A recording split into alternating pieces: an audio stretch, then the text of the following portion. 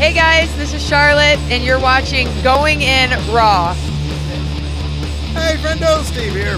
And Larson. And welcome back to Going In Raw, the only pro wrestling podcast you need to be listening to right here at youtube.com/Steven Larson. We tape it live at twitch.tv/Steven Larson right after or within about an hour of each of the shows ending. And then we're also available, of course, wherever podcasts can be found in the audio podcast realm. We also have lots of bonus content. If you like Going In Raw, check out Friendo Club TV. You can watch 5 bonus episodes of our content every single week on the Patreon at patreon.com/Steven Larson by hitting us with a Twitch sub at twitch.tv/Steven Larson, and then also by becoming a YouTube channel member. And it goes to supporting Going In Raw.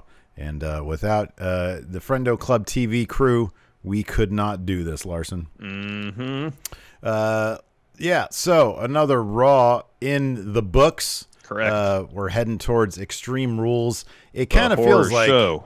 I'm sorry, the horror show. The main event of that will probably be the cinematic match because it's the cinematic match, right? Has there ever been a cinematic match that didn't main event a show? Firefly Funhouse didn't. That didn't main event? No, Drew versus Brock did. Oh, yeah. Okay. Did Adam Cole Dream didn't it? Mm-mm. No, it didn't. Mm-mm. What did? Women's title? Oh, that was Charlotte. That was Charlotte EO. That was a big match. And Riott, yeah. Bailey was chanting main event during the main event of tonight's show. Yeah. Championing the idea that Asuka and Sasha Banks should main event the show. This is clearly the biggest match on the card, right? Yeah, it's got a very good chance of being the best match on the card as well. It has a damn good chance of being the best match on the card. I mean, kind of partially because, like, even if the rest of the card wasn't littered with potential stinkers, isn't this kind of littered with potential stinkers, Larson? Like Drew and Dolph is a coin flip whether it's Toss good or bad. Toss That's up. a toss up. Or sorry, good or mediocre. Yeah. Although if I could sit all day and listen to Drew chop people at the Performance Center because this echoes. Tonight was a chop heavy night. That Drew Dolph one was great because he cut off Dolph mid sentence. Yeah. And Dolph sold it like a champ. But Big Show caving in the chest of Andrade and Angel Garza. Andrade was great. Fantastic. That was really good stuff. So that I don't know if that match will be a stinker, but we got Bailey versus Nikki Cross. That'll be good. Oh, that'll be good. That'll be really good, yeah. You know, there's good matches on the Swamp card. match is probably going to be fun. It's just not going to be like a real match. Yeah. Wait, which That's one? going to be fun. The Swamp match, the Oh, yeah. It's not going to be a real match per se. Yeah. But it's going to be fun, yeah. Yeah. I mean, I don't know, man. There might be some good matches on there. Of the announced matches so far, I would speculate that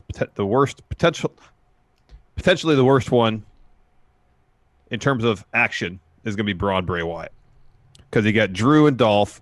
It won't be bad, but it could be so-so. But it could also be really good. Asuka versus Sasha. They're going to tear the house down. Yeah. Bailey versus Nikki Cross.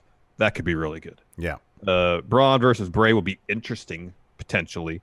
I just worry if they focus more on action versus letting Bray's creative juices flow, it's going to bog down the more interesting aspects of the story he wants to tell, just kind of shoehorn fighting into something that could be, not that Braun has the depth material to mine like John Cena does, but there's stuff there to work with. So I think the 4 matches announced, it's the card's shaping up pretty decently. Yeah, there's only 4 matches announced. Plus, we'll get probably Andrade Angel Garza versus Street Profits. That'll be good. And maybe Big Show Lashley. Orton. Yeah, Big Show Orton, Lashley versus Cruz, maybe. How about Lashley tonight? Ricochet made him look like $1 million. That match was awesome. The way he was throwing himself around, the way he was getting tossed around. I mentioned this during the show. What if they had built Lashley like this for like a year? I know. Right? How is it they like immediately put him in the title scene, he loses, and then they continue this amazing build? Him and MVP are on such another level right now. It's fantastic. It's been like the blood added so much too. Oh, I know that image of Lashley after the match with this blood coming out of his ear or whatever it was. Was incredible. where you think Ricochet, like at the very end when Ricochet has all that offense in, and then he goes to kick him and Lashley grabs it and just throws him so hard to the ground and then just delivers this horrifying scream. Yeah. Oh, with blood everywhere. Yeah, it was great. Man, if they had just kept him away from the damn title, then that's like Mania stuff. I know. Ricochet was selling like all get out for Lashley. Lashley was just on another level with the intensity and the physicality. It was great. That was great stuff. I should like Ricochet gets a lot of the credit. I think he gets a lot of the credit because he was bumping all over the place, like tossing his body around all over the place. So he deserves a lot of credit. But I don't want to take anything away from Lashley too, because he sold the character aspect 100%. It was just a great story being. It was a team effort. It was a team effort. Yeah. Ricochet delivers no matter what, man. He's great. But yeah, no, that was fantastic stuff. I don't know. So I don't know. Look, man, I got Asuka and Sasha Banks on the thumbnail, so I figured we'd talk about them. I mean, it's definitely like Sasha's got this insanely good lineup. Okay, let's do this then. Let's talk about this. How do you see this going? So Sasha obviously got the pin on Asuka tonight in the main event, but there's still a couple weeks left, so it's not like that math really factors in. Yeah, it's about 3 weeks. Yeah. Any chance Sasha gets this title? Slim at this juncture, I would say. I suspect they're booking this match to continue to amp up tensions between Sasha and Bayley, as opposed to putting the belt on Sasha. Sasha's got 2 title matches in quick succession. She's got the match Wednesday against Io for the NXT Women's title, and then about 2.5 weeks later against Asuka for the Raw title. She will probably come out empty-handed in both matches. Well, Anthony says Sasha will probably beat Io because it's not for the title. Oh, it's non-title with Io. Oh, okay. Well, she'll definitely not win a title that match. So, yeah, she's going to come out of both those matches without any belts, I suspect. And then, to hype up the tensions between herself and Bayley. I guess maybe they're hoping SummerSlam they can do Sasha and Bayley. And it'll be really good. It'll be outstanding. That'd be flipping terrible if it's probably Sasha's probably going to win that Io match then. I didn't know it was non-title either. Yeah, I assumed it was a title match. So yeah, that's actually going to, but that's going to, boy, that might be, I don't know which match is going to be better, Sasha versus Io or Sasha versus Asuka. It's got to be Sasha versus Io. It's a takeover match. Well, no, it's a Great American Bash match. Yeah, which I kind of get the feeling they kind of want to make a mini takeover. Yeah, they're going to make it like a little takeover. Based on what we saw tonight from Sasha and Asuka, they're going to pull out all the stops at Extreme Rules. They're going to just put together something that's off the charts, man. Let's talk about this real quick. Why is Ric Flair there? You got at least 2 dozen positive COVID cases. Why is Ric Flair there? I don't know, man. Well, look, why are they filming? I know that's the tip of the iceberg. Why are they even putting on TV? They're in the midst of an outbreak in the Performance Center, and then you bring in Ric Flair. Yeah, Vince is probably there too. I'm sure he is. Vince is there all the time. Why is Vince there? Shouldn't be. Like a million years old. The building should be empty. No one should be there. I know. But considering all this happened, you bring Ric Flair out? They did it last week too. Wasn't it last week when they found out about all that? Or when? What was it? Yeah, it was last week. Well, last week, last Monday evening, I think, is when they found out there's another positive. No, they totally shouldn't be there, but they shouldn't be filming in the first place. No, they shouldn't. So after all those positive tests, they shouldn't be there. Period. But also, if they're going to do it, then you should make an effort to protect the people that are getting up there in years who are potentially the most vulnerable to it. Man, I don't tell you. Most people had masks on, although at varying parts of the show, half of them did, half of them didn't. Yeah, I don't know. I was so focused on that stuff. I was just there's this one shot of one dude who had a mask on, but it was off his face or his mouth Reeves and nose. Was doing that. At one point, Kona Reeves had his mask off. It was just hanging there. At one point, Bugenhagen didn't have it. He is the most. They should not have him on camera. He is so distracting. I love Bugenhagen though. That's why, because I really like him and he's be on TV. Mm-hmm. Somebody get Bugenhagen some TV time, please. Well, you're getting it. You're getting it. I guess we are. So anyways, things kicked off this was already a mess. Samoa Yeah. Joe should not be in charge of contract signings ever, because we open, as they say in the film business, in media res. There's great. it's already havoc. So like Sasha and Bailey are already beating the crap out of Asuka. Joe is there and he just goes to the camera and says, "Welcome to Monday Night Raw." And he calls for the refs to get to the ring to break it up. Yeah. He introduces the show. Sasha and Bailey get to the ring again, go after Asuka. He's trying to calm everybody down. Out comes Dolph Ziggler. Dolph interrupts Joe when he's about to introduce Drew. Instead, Dolph gives his own introduction, calls him ungrateful, a bunch of other stuff. Drew hits the ring. The women get back in the ring. We got our double contract signing going down. Yeah. I'll be honest with you. So I know we did our preview today, and they did double contract signing.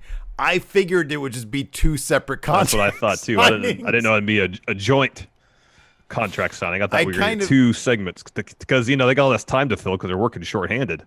It was unique. Yeah. And and it was pretty entertaining, to be honest with you. And it was. set up a pretty entertaining main event. It did. So it did. So Dolph is talking first. He takes credit for all of Drew's success.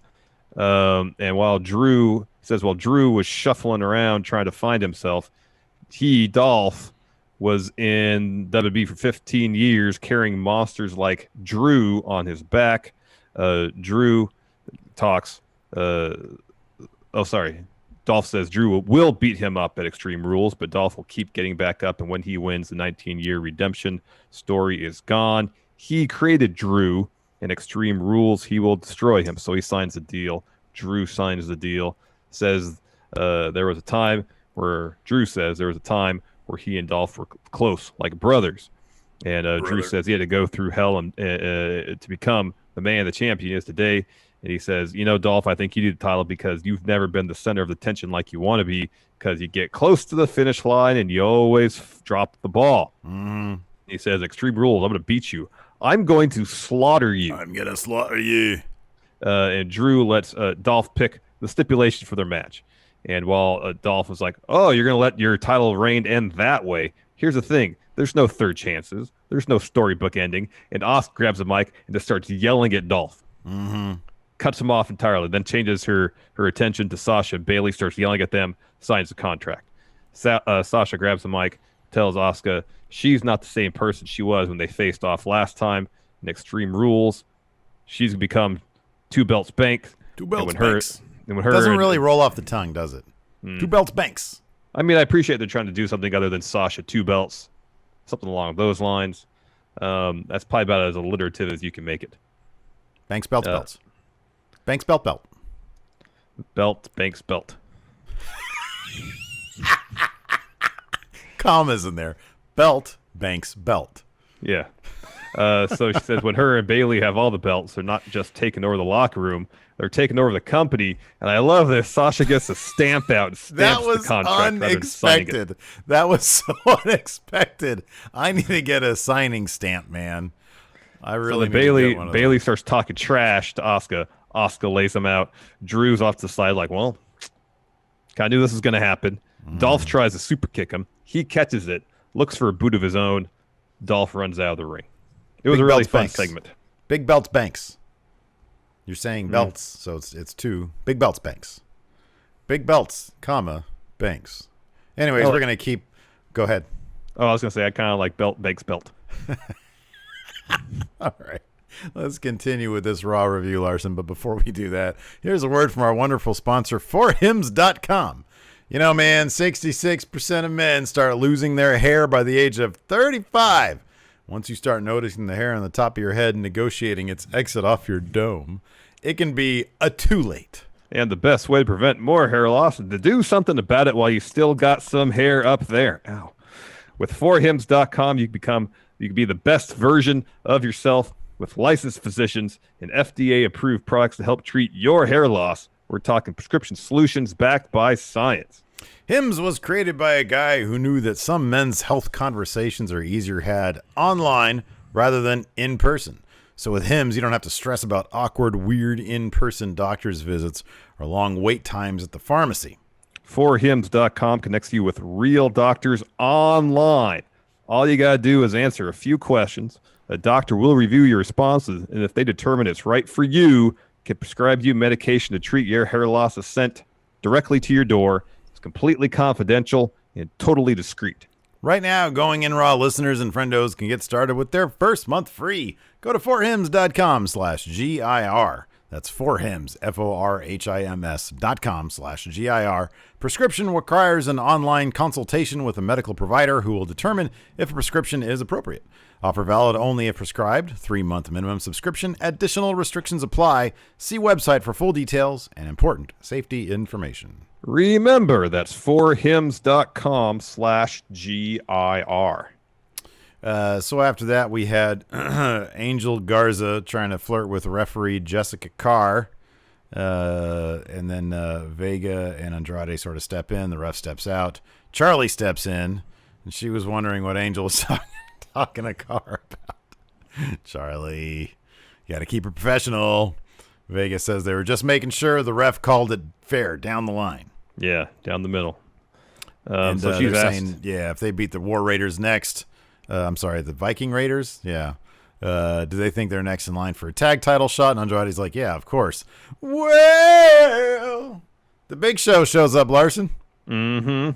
He says, all right, I'm here to pull rank, and I'm going to go on next because I got some issue with the Randy Orton, and I got to air my grievances out there. Interesting bit of kayfabe. You can pull rank. You can say, hey, my slot was supposed to be later or even non-existent. I want to say something, and I, being a 30-year vet, he debuted in 90, how long ago was 1995? 25 years? 25 years, yeah. Oh, my gosh. So old.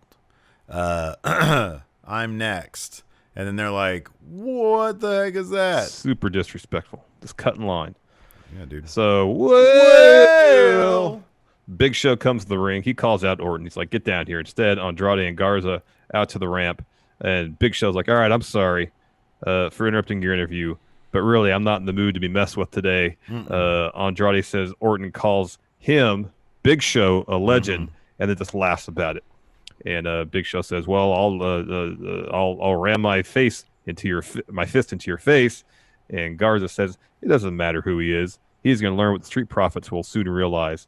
And the Big Show tells him, well, if they want to fight, let's fight. Get down here. Zelina grabs the mic, says they're going to do Orton a little favor and show him what happens when you disrespect Garza and Andrade. And that's when Ric Flair shows up on the ramp. Says he's got a bunch of respect for Zelina, Angel, and Andrade, but he needs to have words with his old friend. Well, Big Show. He says no one's going to run his career like Orton. I kind of wonder if he means no one's going to ruin his career like Orton. Yeah, that's a good point. I caught that too, and I was just sitting there like, he's so old. Who knows what he's talking about? I get the idea. He's giving Big Show a warning. Yeah, essentially. Yeah, it says Orton will take him out whenever he feels like it, essentially. Yeah. He says, you had your time, but if you mess with Orton, he'll be more of a legend killer. And Big Show will be on the outside looking in all over again. He mentions that he has a Netflix cartoon, which I thought was pretty funny. Sitcom, though. It's not a cartoon. It's a sitcom. I know. Would it be cooler if it was a cartoon? The Big Show event, like if they it had all a depends Big on Show... all depends on the quality of the writing. That's really the important part. Right. The format is irrelevant compared to the quality. The quality of the writing is no good with its cartoon, sketch comedy, single camera sitcom, 3-camera sitcom. If the writing's not good, the show's not going to be good. Yeah, I agree with that. Anyways, he tells Flair does. Flair tells Garza and Andrade to have some fun at show's expense. They circle the ring. Viking Raiders make their way out, and then we get that match, which we were going to have anyways. Yeah, correct. I guess I wasn't. So this wasn't actually a number one contest. Was this actually a number one? Not officially. They were talking about it a lot leading up to it, like how whoever wins this, they might get a shot. I think it's one of those things where it's kind of in essence a de facto number one contendership match, if not officially. This team is so as illustrated by this match and the subsequent goings on. This team is just on the verge of collapse. It's an abject disaster. and Zelina Vega's on commentary during the entire thing, and Byron is being extra inquisitive and pretty assertive with his line of questioning. Joe trying to stick up for Zelina Vega, and she was trying to humiliate Byron, but he got the last laugh because at one point, didn't Andrade like leave this match or something, or was that later? Yeah, he did on? before commercial break. Yeah, he left the match because Garza eats the forearm from Rowe, and then he stumbles back into his own corner. Andrade tags him in. He lays out Ray Rowe, kind of gets on Garza's face and starts yelling at Vega, "I don't like this. I don't like this." And then he storms out, starts walking up the ramp. Zelina has to go up and try to convince to go back in and go to commercial, come back. Andrade is then back on the apron. Yeah. And they actually work together. When they work together, they're really good together. Yeah. Because but they just work don't together like at working. the end. They just don't like working together, though. No, because there's a great bit. Angel rams Ray Rowe into the ring steps, and then Andrade just hits like the loudest back elbow. Loudest back elbow on Rowe. Garza's tagged in, hits a wing clipper for the win. Yeah. It was fantastic. And then like Andrade just sort of leaves while Zelina is leaving with Garza, and he's like, "Hey, what's the deal with him? What's going on with that?" Andrade just took off. He's like, "I'm tired of being humiliated by people like Drew." Ever since I agree, but ever since like she brought on Angel Garza, and then Austin Theory, which he wasn't there tonight. Things haven't really been great for Andrade. Anyways, well, I mean, they got a tag title shot now, so I guess that's fine. Yeah, that's probably not going to go that well for him, though. So backstage, the Ruby Riott is trying to reach somebody on her phone, maybe Liv Morgan. The Iconics roll up to her. They start like saying, "Hey, you're lonely. You don't have any friends. You suck." And then Ruby's like, "Yeah, well, at least I didn't blow my tag title shot last week. Was it you? Was it you? Oh, that's right. It was both of you." And they're like, "At least we have each other." Ruby challenges one of them to a match, and the other one can carry the one who lost to the back. So she kind of got the last laugh, and she was like, "And it's gonna be," and they're like, don't say our catchphrase." And then she said, "Okay," and then she said, "Iconic," and then got the last laugh. Yeah, that was cool. So Ruby Riott's back to being a good guy now. Yeah, seems that way. Next, we had Andrade, Angel Garza, Zelina. They're kind of arguing backstage about what happened earlier. Ric Flair walks up to him, says, "Hey, great win. You guys are on fire. You're working great together. Hey, Zelina, let's go talk privately." Woo! After that, we had 24/7 championship title match, Akira Tozawa versus R-Truth. And then R-Truth, he ended up faking a knee injury and rolled up Tozawa for the win on this one. Yeah. And then a bunch of his ninja friends came in, and they tried to get R-Truth's title, rolling him up. He avoided another one, runs out of the ring. Yep, correct. After that, we had MVP and Apollo Crews recap, and then after that, we got a Lashley MVP bit backstage. Lashley says Crews disrespected MVP when he told him no, so that's disrespecting Lashley too, and he hopes MVP isn't going to give him another offer. And MVP says, "I'm not." He says, "I like Crews a little bit, so before they take everything from him, they're going to drop some gems on him." They leave, and as they leave, they walk by Rollins and Murphy. Seth says he has his most important message to date, and he has to deliver it now while he has the chance, because he's got Ray's mask in his hand. This Lashley MVP stuff by far is like my favorite thing on Raw right now, and it's the really Apollo good stuff. It's really good. Apollo's really giving a lot on the mic too. So then we had Seth Rollins. He comes out to the ring, and this was just another really extended thing. And I don't know, man. I kind of feel like with a lot of Seth programs, I don't know why it is, they just kind of spin their wheels a lot. There's not exactly an efficient Seth Rollins program these days, is there? Like, it's just everything takes twice as long, at least, as it should. Like, how many times have we had Alistair and Humberto tagging against two of the three members of Seth's group there? So Seth delivers his promo, says he told Ray last week nothing was going to stop him coming to the ring. He believed that. And he believed that. He says because Ray has a duty to uphold. The problem is that Ray has been seeing things too clearly as of late, referencing the eye. He thinks his duty is to his family, but his duty is to be a sacrifice for the future of Raw. He's like, "I've given you every chance to do it the easy way. You've defied me."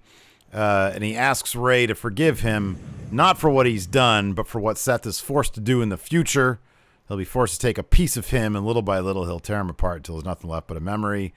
So then Ray and Dom, Walter, show up on the Titantron. Ray wants to ask forgiveness too, but he turns to Walter and he's like, "Hey, he tells Dom, can you please forgive me for what I'm going to do to Seth." He was angry at Dom for going after Seth, and now he understands and he's proud for him. He's going to do something bad to Seth. What he's going to do, blah blah blah. Eventually, Aleister Black and Humberto Carrillo come running out to defend Ray's honor. Yeah, Ray's not in trouble right 10th now. week in a row. I know he's not in trouble. At what point? Look, I kind of understand. And it's funny because Seth is even like, here, explain yourself. Why are you guys still doing this? And they each have a turn on the mic where they explain themselves. Carrillo says, because Seth calls Ray a coward. He says, "He's not a coward. You're the coward. You're less of a man than Ray is." Okay, so Carrillo has been consistent with the fact that Ray is a legend. And, he's looked up to him. Yeah. He's his hero. That kind of makes sense. Yeah. Why in the hell is Aleister Black still coming to Ray's defense? What, at some point, doesn't he just say, "Hey, I've got my own career to worry about"? He's finally realized that he can't sit around in his room waiting for someone to pick a fight with him. So he sees what's going on. He's like, aha, this is a fight I can get in on.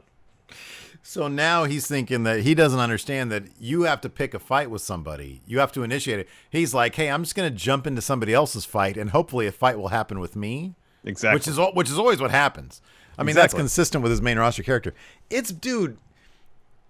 So we can both agree that Bob Roode has been the worst call-up, right? In terms of where he was and where he landed. Yeah, probably. Alistair's got to be up there. I hate to say it, but he's got to be. It's weird because he's in a situation where he's never really gotten a story that's really focused on him. I know. Like a feud that's really focused on him. I know. But he doesn't lose. I know. It's not like he's involved basically every week. He wins basically every time. He's booked strong. He's booked really strong. He puts on fun matches. But you never feel like he's the centerpiece of anything. He's not. Like, for a second, it was him and Buddy Murphy. And that was more just like, hey, let's fight a bunch. Mm-hmm. But, like, Buddy Murphy never got a win. Mm-mm. And they just kept on fighting. And who did he fight tonight? Buddy Murphy. And then, of course, Seth and Humberto was on his team. It was a tag team match. Mm-hmm. But, geez, man. Can we let Aleister Black? I mean, at least he didn't get the Shayna treatment where all of a sudden she's just off TV. Mm-hmm. But or the Ricochet treatment. But man, a year from now, he's probably going to be on Main Event. He's got everything. He's got the look. I know. He's got really good in the ring. I know. He's really good in the ring. His 3 sentences he said tonight was really good. So Fear and Loathing here in chat says Black should be the Monday Night Messiah. How great would it be? How awesome would it be if Aleister Black showed up at Extreme Rules, turns on Ray, helps Seth win that match? He joins Seth, but he's more of like, how Buddy is a disciple and Austin Theory is like a distant third? What if Aleister Black becomes like his spiritual guide or something? Yeah. Or he's like a proper right-hand man. Yeah. But then he ends up turning on Seth, writing Seth off the show to go be with Becky. He takes over, yes. He takes over. Wouldn't that be cool? That would be cool. Then he's got his own guys. I know. There's a lot of people here in chat and saying Ricochet was worse than Bob Roode. But here's the thing about Bob Roode. Oh, no. From the second he got called up, they completely disregarded everything that worked about him in NXT. From the very second. And yeah, he's been a tag champ. He's won the U.S. title. But they've never gotten anything right with Bob Roode. At least Ricochet, he was in a decent feud with AJ. He won the U.S. title. I wasn't huge on the real-life superhero gimmick, but it focuses on Ricochet's strengths. Mm-hmm. At no point did they deviate so far from what made Ricochet that he didn't make sense from a character perspective. They did that with Bob Roode on his debut. Yeah. Sanity was not used well. No. But I kind of also feel that, like,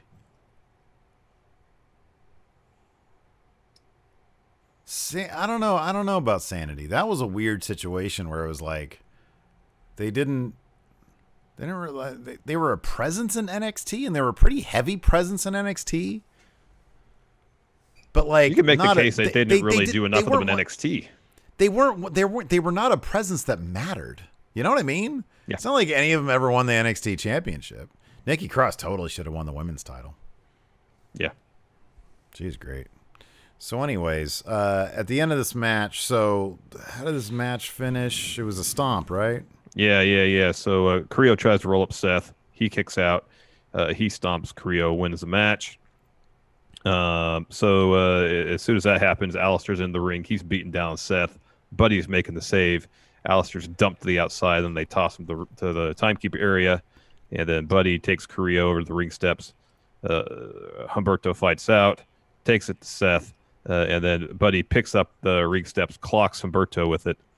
And then Seth puts Ray's mask on Carrillo, starts to try to ram his face in the ring steps. Alistair comes over to make the save. He and Buddy are brawling. While that's going on, Seth stomps Carrillo on the ring steps. Mm-hmm. Yeah. After that, we had Asuka and Drew backstage, and they are asked, there's an interview.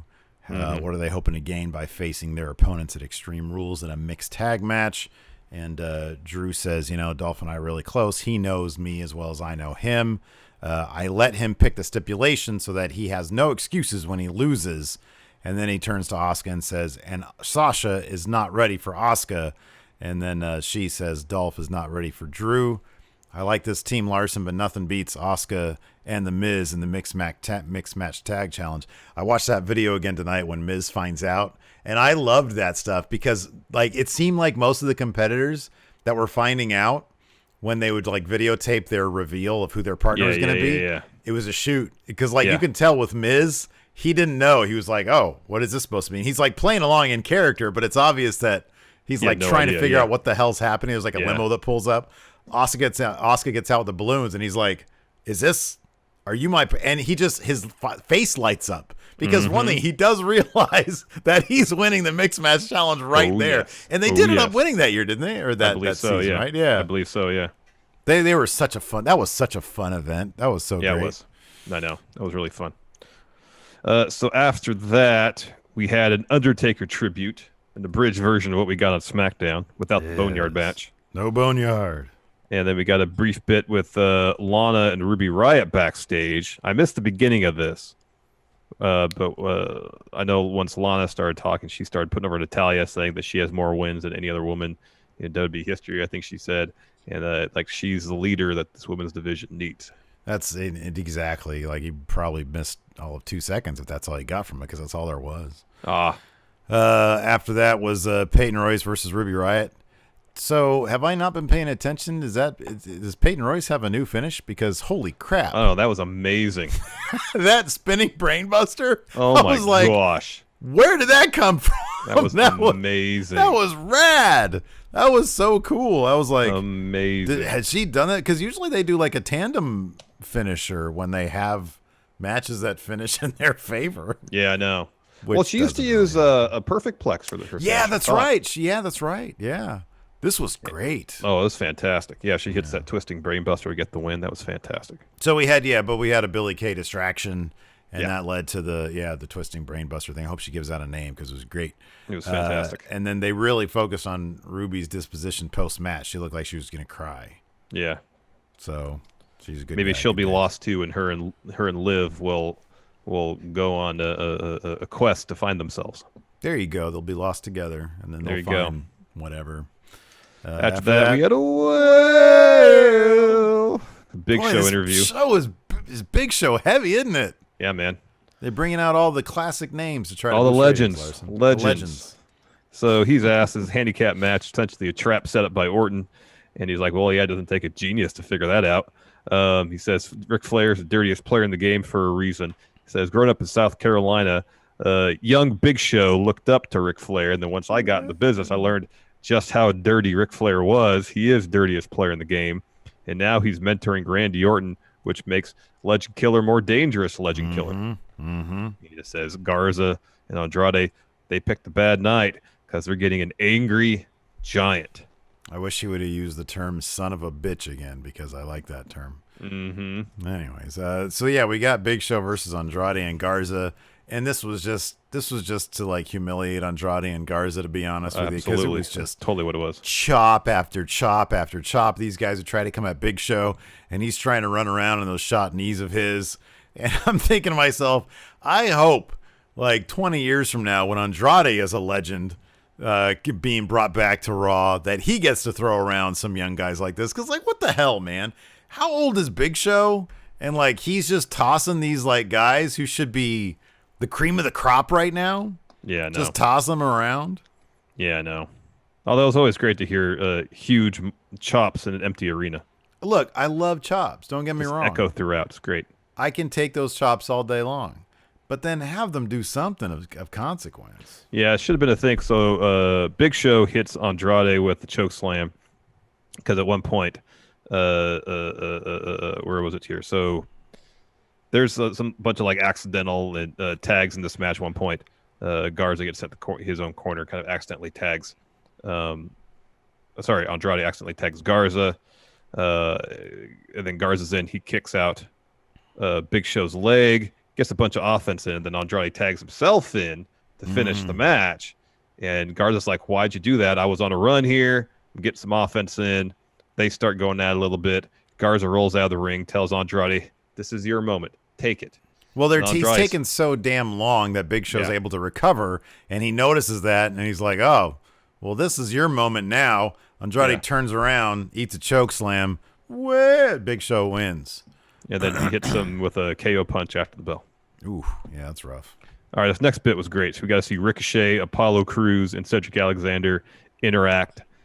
Keep these guys together. This was fantastic. I know. This was great. We know that Ricochet and Apollo Crews are good friends. Yeah, we've seen that on social media. We know that. We know that. They have chemistry. We know that. I know that. We know that. Get Tozawa in there. Get Moose in there. We know they're friends. Hire Moose. Hire the TNA champion, Moose. Yeah. It's not called TNA anymore. He can bring the belt with him. I know, exactly. That's what he does nowadays. He has that championship. Yeah, bring that with him to WWE. So anyways, they're talking. R-Truth enters the frame, and Apollo says, "Hey, you look shook." And then Truth says he's gotten away from Tozawa and his ninjas, or did he? And he starts looking suspiciously at Ricochet, Apollo, and Cedric. And Cedric says, "I'm not a ninja." And then I just nodded. Uh-oh. And then Truth says, "Well, I see my favorite superhero over here, Richard O'Shea, so everything is going to be fine." And it seemed like a shoot because everybody else started laughing. They start cracking up. And he also called Cedric the Entertainer. Yeah. And Apollo said, he tried to have a moment with R-Truth, says, "Hey, I know what it's like to be a fighting champion." And that's just kind of how it ended. Yeah, it wouldn't surprise me if that was a real laugh, because that was really funny stuff. Man, MVP and this Apollo Crews stuff, this is so damn good.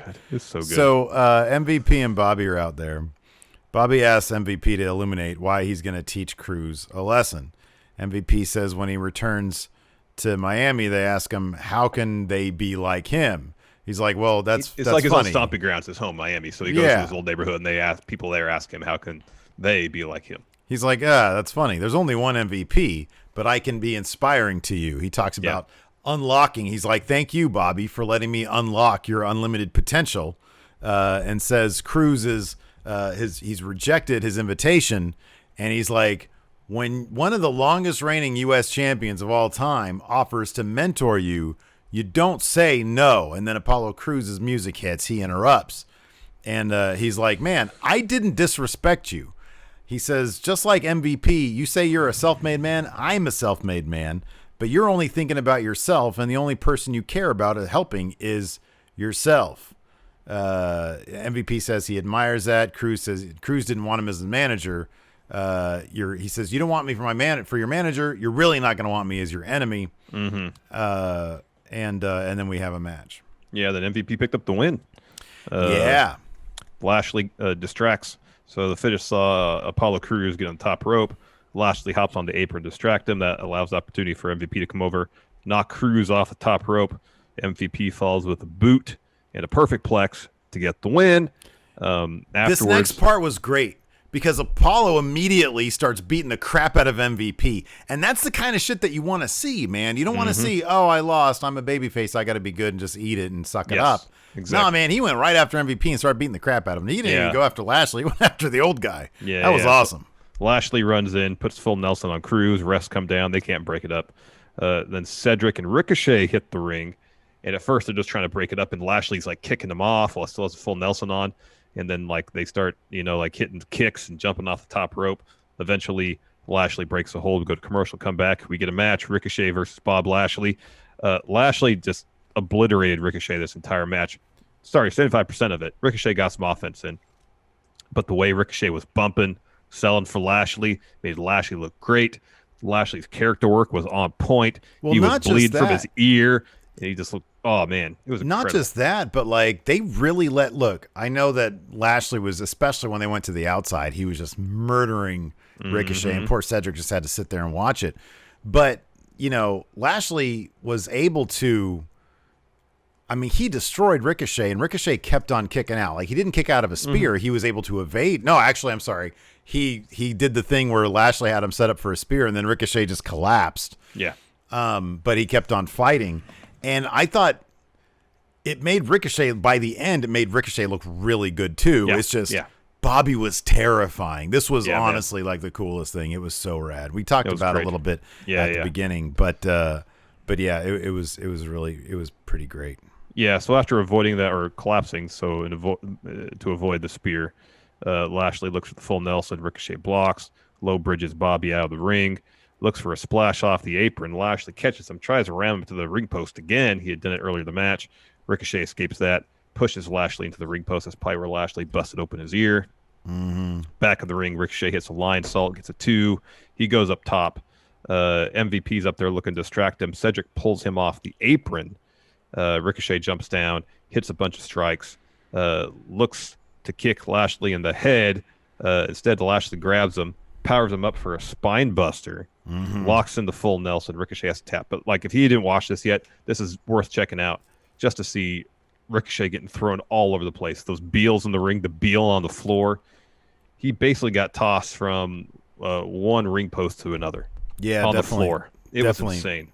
Definitely match of the night. So afterwards, he's got Cedric goes to check on Ricochet. Because like you said, he's got beat to hell, and then Lashley puts him in the full Nelson too. Oh man, it was really, really good stuff. Yeah, it was fantastic. After that, we get Dolph, Sasha, and Bayley backstage. Dolph's like, "Yeah, I really want to get in Drew's head tonight," so I'm thinking, it's like a player-coach thing. I'll be like Pete Rose. Yeah, and then Sasha's like, "Whatever. Last time we saw you, the hacker was exposing you to Mandy while we've been dominating SmackDown." Nobody told Sasha that she's not supposed to mention the hacker anymore. They're like, hey, we're not doing that anymore. They'll keep that in their back pocket until they can find a use for it, man. So, yeah, they basically laugh him off. It's funny. Yeah. And then we had our main event, Asuka and Drew versus Dolph and Sasha with Bayley on commentary. And, yeah, this is a blast. This is a lot of fun. It's sort of reminded me of the Mixed Match Challenge stuff, but a little less goofy. But there was still some goofies. The bit where... So we talked about when Dolph was like yelling at Drew, and then Drew just chopped him, and Dolph just collapsed to the ground. You're talking about the sucker punch off the apron. That was oh my god, that was hilarious. Because Sasha's all in Drew's face. She's like, I forget what she's saying, but she's yelling at Drew, and Dolph is just there on the apron, and then Drew just looks over, whack, sucker punch. He goes flying. Oh, fantastic. And she's like, "What are you doing? That's my partner."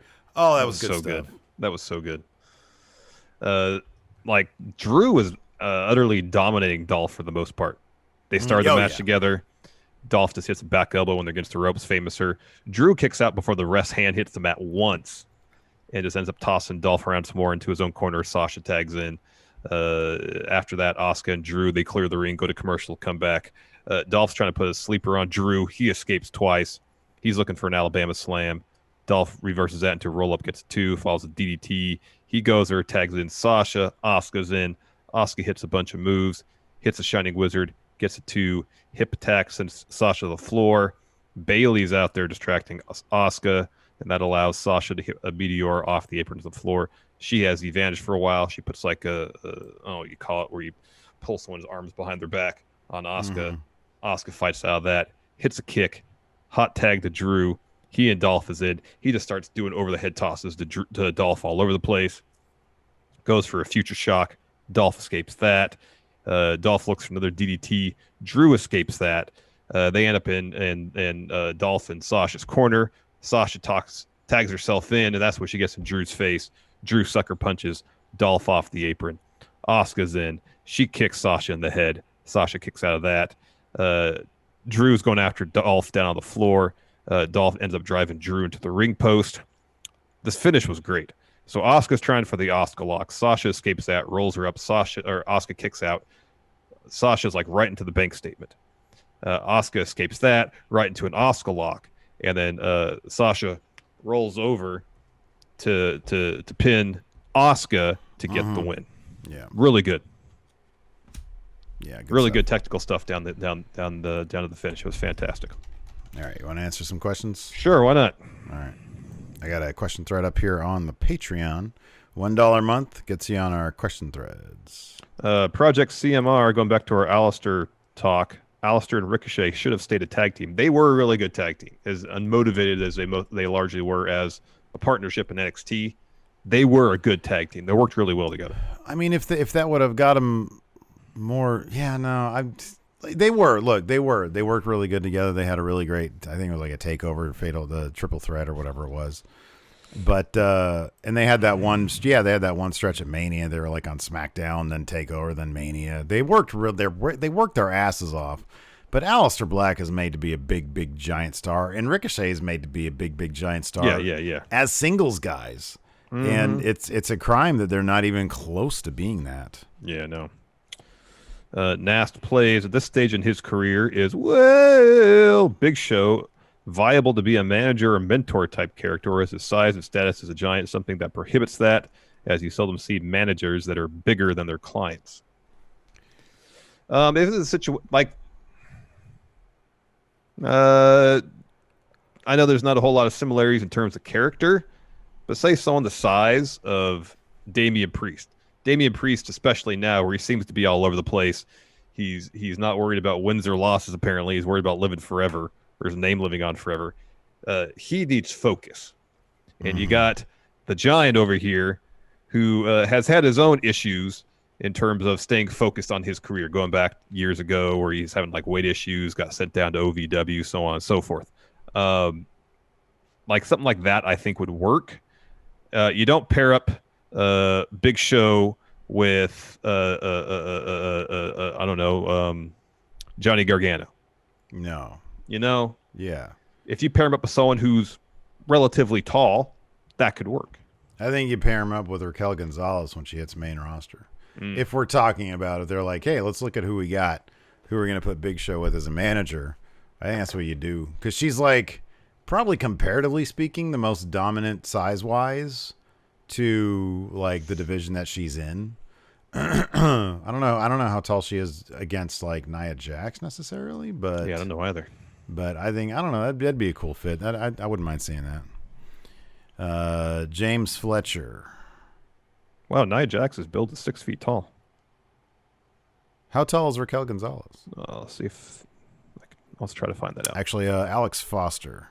When Samoa Joe returns to wrestling, what should he do? 6 feet tall as well.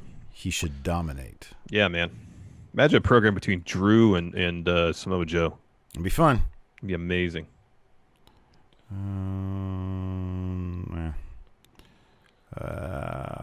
Christopher Rappersod. I know Drew versus Dolph makes sense on paper, but you guys tired of seeing Dolph being the bitter wrestling guy?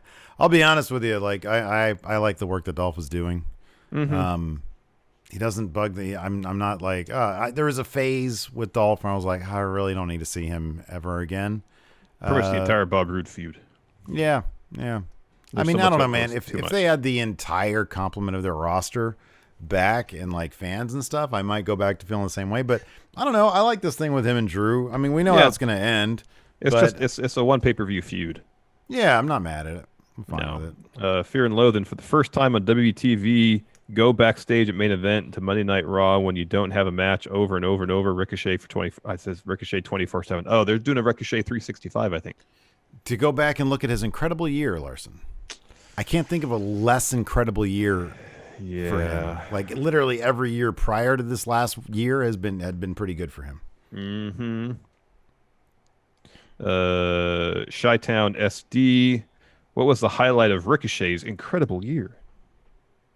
He was U.S. champion at some point during that year, so that was probably pretty cool. Okay, I'm going to look at his Wikipedia entry real quick. There you go. Just go back. White Brownie 92 says Great American Bash have limited commercial breaks. That's cool. Omega Advent. I'm looking forward to that. Did we hear that the Good Brothers have signed with Impact and will be allowed to also wrestle in New Japan? Omega Advent did not watch our news brief today. Mm-hmm. Let's see here. Okay, so let's say they go from... What are we in June? Let's say they go. Let's say they stop filming in this past March. Okay. And then they took 3 months to post-produce it. So from March of 2019. Okay, so they're going to cover his first year on main roster. Yeah, that was Mania when he and Alistair were in the tag team title match, right? So he made his main roster debut February 18th, 2019. That's when he teamed with Finn to fight Bob Lashley and Leo Rush. Meanwhile, he was also continuing his team up with Aleister Black. I mean, his first 6 months were fine. Mm-hmm. Let's see here. Okay. Yeah, that's right. When was the Brock match? Was That was one of the Saudi shows, wasn't it? Yeah, it was February. So on February 3rd, he beat Lashley and Seth Rollins in a triple threat match to earn a WWE Championship opportunity against Brock Lesnar. Mm-hmm. So February 27th, he was defeated in under 2 minutes. That'll be the end of the 365 probably. God, it's been since February that they've done nothing with him. Nothing. Why would they have not have rolled with like just an amazing tag team? Man. Don't know. And there's that weird Brandon Vink, Shane Thorne thing that went nowhere. I know. Jeez. Ryan Luckman, hey guys, I'm back. Back to Bob Roode for a second. Do you think there's anything WWE can do to salvage him? Oh, Bob Roode? I mean, yeah, they could. They could do something because I think he's got talent. Oh, he's got all the talent, but they're not going to. He's also kind of old. Mm-hmm. They're not going to do anything with him. Fear and Loathing seems like Dijak is having way more Arby's nights lately. Yeah, he's not doing much of anything these days, is he? Nope. No, him and Chelsea Green are both supposed to go to Raw, or is supposed to go to main roster. Mm-hmm. And then Paul Heyman got dismissed, and they were left with nothing. Jonathan says, I want to see Raquel Gonzalez as Sonya Deville's muscle. Yeah, that'd be cool. They look the same. They have very similar facial features. She just looks like a giant version of Sonya Deville. Omega Advent, I did not watch because work has us doing 12-hour shifts. Ouch. That sucks. Is it like 410 or 412s? Because if you do like work 4 days a week, that'd be cool. Yeah. If you still have to work 5 days a week and you're making probably pretty good money though. Yeah, it still sucks. Let's see here. JP, if WWE pay-per-views were off the network, do you think creative would work to save contact between wrestlers or create more interesting storylines to ensure that we put our money down for that pay-per-view? Oh, so what, like, would creative generally work harder if pay-per-views were off the network? Oh. Would their philosophy, their booking philosophy might change a little bit. I could see that. Maybe. I mean, you've got the guys that are like, so Vince, Bruce Pritchard, and up until recently Paul Heyman, they were all around when pay-per-views were not on the WWE network. So it would not surprise me if there was a change in booking philosophy. I don't know, but I think that there's a possibility.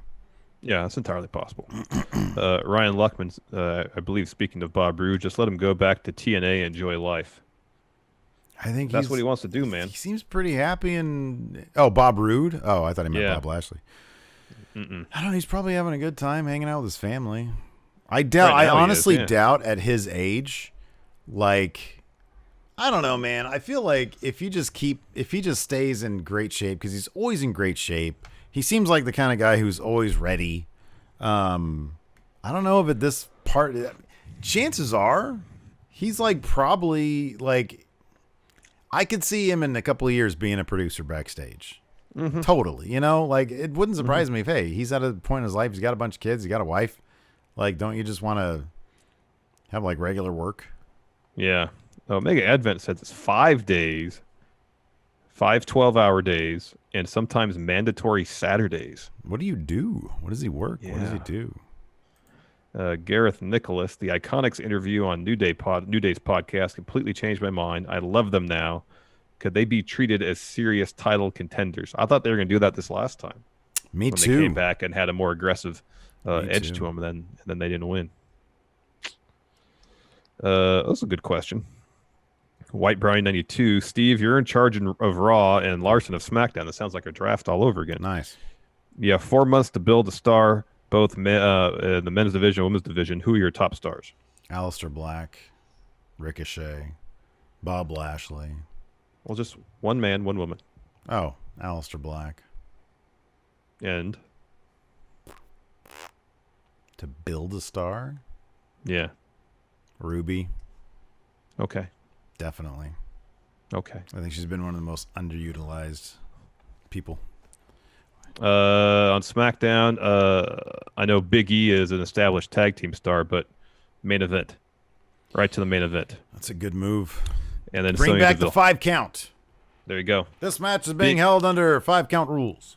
Big E and Sonya Deville. Oh, yeah. Sonya's great. Omega says he works at a distribution center. Warehouse is trying to catch up after several people went into quarantine. That sucks, man. That sucks. That does suck.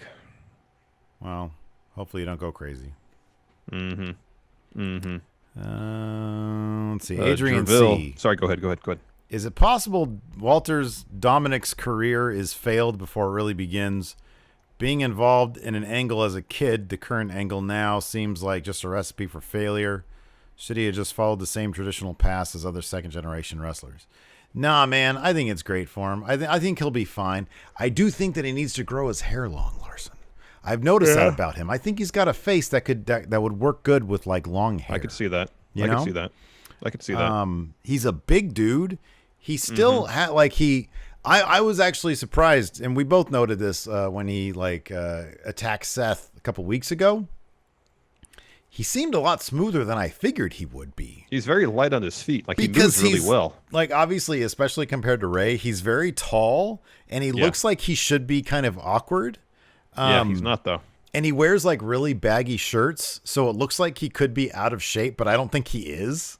So I kind of feel like if his presentation was a little bit on the different side, you might take him a bit more seriously. I know I probably would. I'm really looking forward to seeing, like, what he's going to do in, like, years. 5 years. Yeah. Night by Night said he trained with Lance Storm. Oh, wow. That's heard good. nothing but great things about Lance Storm. Yeah. Well, I've heard nothing but great things about Dominic. Like, I don't know, just, Performance Center stuff. So that's cool. Dang MQ asked, what do you guys think Renee Young's announcement's going to be? So she's promising an announcement for Wednesday. I don't know. She's smart. If she was smart, she'd leave that friggin' place.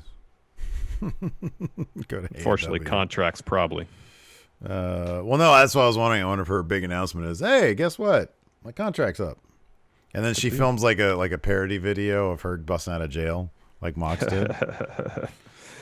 Omega says, went crazy after the first month working there. Pay is really good, though. Yeah, man. You got to take care of yourself. Put that money to good use. Make sure you're getting your rest. Yeah. MC Seminole Runner, do you think Humberto using the 619 was a one-off, or do you think he has been given it from Ray? No, it's probably just a one-off thing. Not to say he won't ever do it again, but I would not be surprised if it was just a one-off deal. Now, if Ray was retired and Dominic didn't want to use that move, then maybe. Somebody else does the 619. Io Shirai does. Thank you. Yes. Let's see here. One more. Aha! This is a good question. Gregory Faella since you didn't like MVP back when he was hot, and now you love him, could the same thing happen with Mr. Anderson if he ever came to WWE or went to AEW? Yes, it totally could. I saw him in NWA when he was teaming with Eli Drake, I think it was. He seemed like he was having a really good time. And I do think that for some people, like, just time and experience, like, it just... Oh, yeah. They get more clever. They just sound more I think wizened. you get more confident. You get more comfortable. You get more... Yeah, all that stuff. Yeah, I don't know that I don't know. Like, if it was the same type of role that MVP has right now, I could get into that for sure. Yeah, if he was delivering in the performances that MVP was. Yeah. You know, because he's just been hitting out of the park every week. He's so good. He's so good. Anyways, that's it for the show. Thanks everybody for tuning in. We appreciate it. Till next time, we'll talk to you later. Goodbye.